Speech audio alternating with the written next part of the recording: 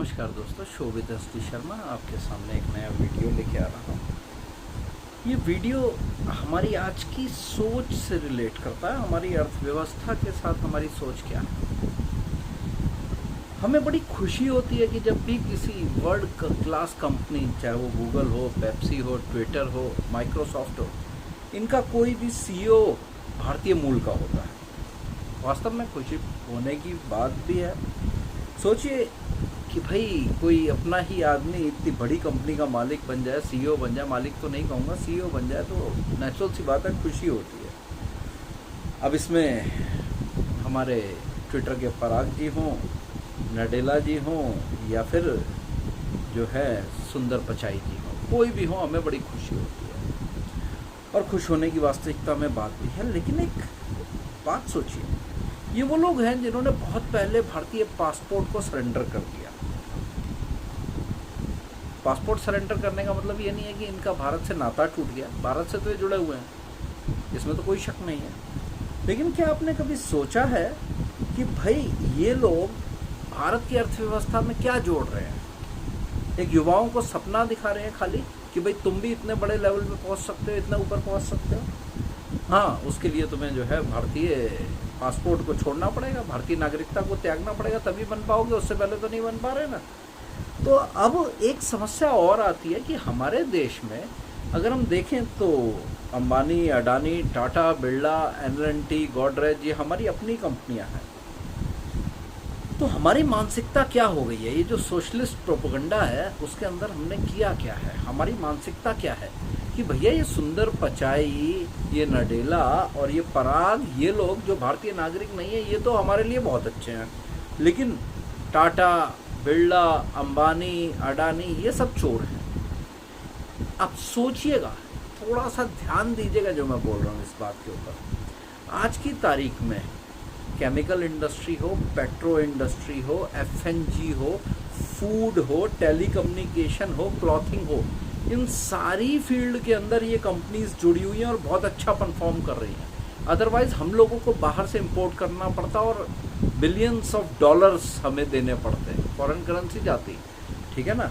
अब फैक्ट ये है कि हम लोग इमोशनल फूल हैं, मूर्ख हैं। हमें ये दिखाई देता है ये अंबानी, अडानी, ये लोग तो चोर हैं। हम छूटते ही बोलते हैं भाई ये लोग चोर हैं। लेकिन वो नडेला, वो पिचाई जो हमारे देश के लिए 1 रुपया नहीं जोड़ रहे, वो हमें बड़े अच्छे लगते हैं, ठीक है ना। अब सोचिएगा, आप केवल एक छोटी सी चीज़ मैं आपको बताऊं, हमारे देश में 70 यूनिकॉर्न्स जो हमारे स्टार्टअप हैं, आज 70 यूनिकॉर्न हैं हमारे देश में जो $1 बिलियन का काम कर रहे हैं।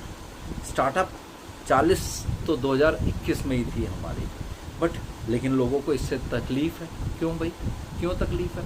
अब जो युवा है उसको पैकेज चाहिए 40 लाख, 50 लाख, 1 करोड़ का, लेकिन वो पैकेज कहाँ चाहिए? वो कंपनी तो बाहर की होनी चाहिए। देश की कंपनी में अगर मिलता है तो उसकी रोटी नहीं बचती। एक तरफ हम सोचते हैं ब्रेन ड्रेन हो रहा है, ब्रेन ड्रेन हो रहा है, उसे रोकना है। ये ब्रेन ड्रेन रोकने की समस्या तो मैं जब से पढ़ रहा था, ये तब से टॉपिक चल रहा है हमारा ब्रेन ड्रेन का। लेकिन उसके रोकने का एक ही उपाय है भाई, अपनी कंपनियों को आप आगे लाइए। और आज हमारी जब कंपनी आगे है, जो अच्छे पैकेजेस दे रहे हैं, तो हमारे को वो चोर नज़र आते हैं। एक छोटा सा मैं आपको डाटा बताता हूँ। टाटा ग्रुप के पास 7,50,000 एम्प्लॉय हैं। टाटा ग्रुप के 7,50,000 एम्प्लॉय। एल&टी ग्रुप के पास लगभग 3,39,000 एम्प्लॉय हैं। इन्फोसिस 2,60,000 एम्प्लॉय रखता है। महिंद्रा 2,60,000 एम्प्लॉय रखता है। रिलायंस इंडस्ट्री 2,36,000 एम्प्लॉय रखती है। विप्रो के पास 2,10,000 एम्प्लॉय हैं। HCL के पास 1,67,000 एम्प्लॉय हैं।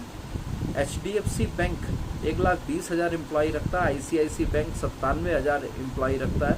और TVS ग्रुप 60,000 एम्प्लॉय रखता है। मैं इसके अलावा अडानी ग्रुप को छोड़ा हुआ हूँ। तो आप अगर एक अंदाज़ा लगाते हैं, छोटा सा अंदाज़ा लगाते हैं कि लगभग ये 10 कॉरपोरेट, भारतीय कॉरपोरेट जो हैं, 25 लाख इंडियंस को नौकरी दे रहे हैं। और नौकरी नहीं, ये मैं वो बता रहा हूँ जो एक अच्छे पैकेज पे चल रहे हैं। 25 लाख कॉरपोरेट जॉब्स हमें दे रही हैं। हमारे देश में अगर हम देखें तो सेंट्रल गवर्नमेंट जो होती है ना, हमारी सेंट्रल गवर्नमेंट कितनी जॉब देती है भाई? टोटल अगर हम देखें तो 1 करोड़ के करीब जॉब निकलती होंगी ज़्यादा से ज़्यादा। 1% भी देश की टोटल आबादी का जॉब नहीं मिलता। प्राइवेट सेक्टर की क्या बिना आप सोच सकते हैं कि कुछ संभव है? बिना प्राइवेट सेक्टर के क्या आप अंदाज़ा लगा सकते हैं कि देश सर्वाइव कर सकता है? Is it possible? क्या ये संभव है? कितनी गवर्नमेंट जॉब निकाल लेंगे आप? कितनी गवर्नमेंट पे कर देगी? और बिना आउटपुट के पे कर देगी। ऑर्गेनाइज सेक्टर के अंदर केवल 1% जो है गवर्नमेंट एम्प्लॉई आता है। उसके अलावा ऑर्गेनाइज सेक्टर के अंदर प्राइवेट ऑर्गेनाइज में 6 से 8% एम्प्लॉय है। बाकी 92% जो है ना वो हमारे देश में अनऑर्गेनाइज सेक्टर है। अब अनऑर्गेनाइज सेक्टर में भी बात करते हैं। जैसे आप रिचार्ज कराने जाते हैं, छोटा सा दुकानदार बैठा हुआ है, वो किसके फ़ोन लेके बैठा हुआ है भाई? आइडिया है, एयरटेल है, सुनील भारती मित्तल, रिलायंस है, जियो। वो भी प्रत्यक्ष और अप्रत्यक्ष रूप से इन्हीं कंपनियों से जुड़ा हुआ है। रिटेलर्स हैं दुनिया भर के, वो इनसे जुड़े हुए हैं।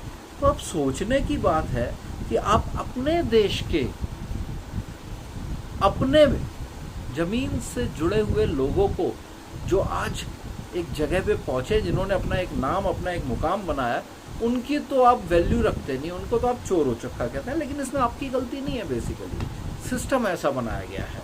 ये जो हमारे लाल सलाम वाले लोग हैं ना, इन्होंने सबसे पहले बनाया कि उद्योगपति चोर होता है। पहली लाइन ये है, कोई भी उद्योगपति है वो चोर है, ये सिखाया जाता है। और जब ये सिखाया जाता है तो नेचुरल सी बात है वही मन में रहता है। और यही सोच करके ये जितने लाल सलाम वाले ये अपने बच्चों को तो बाहर भेजते हैं पढ़ने के लिए। इनका बच्चा कोई भी हमारे देश में नहीं पढ़ता, कुछ नहीं करता। ये सब के सब बाहर रहते हैं और ये यहाँ बैठ करके लोगों को भाषण देते हैं, लोगों को समझाते हैं कि ये अंबानी चोर, अडानी चोर, टाटा चोर, बिरला चोर। सोचने की बात है, अगर ये लोग ना हों तो 6 से 8% जो सरकारी नौकरी के अलावा प्राइवेट जॉब्स हैं ऑर्गेनाइज सेक्टर की, वो नहीं मिलेंगी। तो युवाओं से अनुरोध कि वो सोचें कि हमारे देश के अंदर इतनी टैलेंट है, अगर हम उसके लिए वर्क करें, देश के लिए वर्क करें, तो हमें कहीं बाहर जाने की ज़रूरत नहीं है। आपको यहीं पे एक अच्छा और वेल इस्टेब्लिश्ड बिजनेस के अंदर एम्प्लॉयमेंट मिल रहा है और वहाँ आप अपना टैलेंट यूज़ करके अपने देश को आगे बढ़ा सकते हैं। इन वामपंथी विचारधारा के लोगों के प्रोपोगंडा से बचिए, अपनी अकल लगाइए, देश के लिए आगे बढ़िए। जय हिंद, जय भारत, नमस्कार।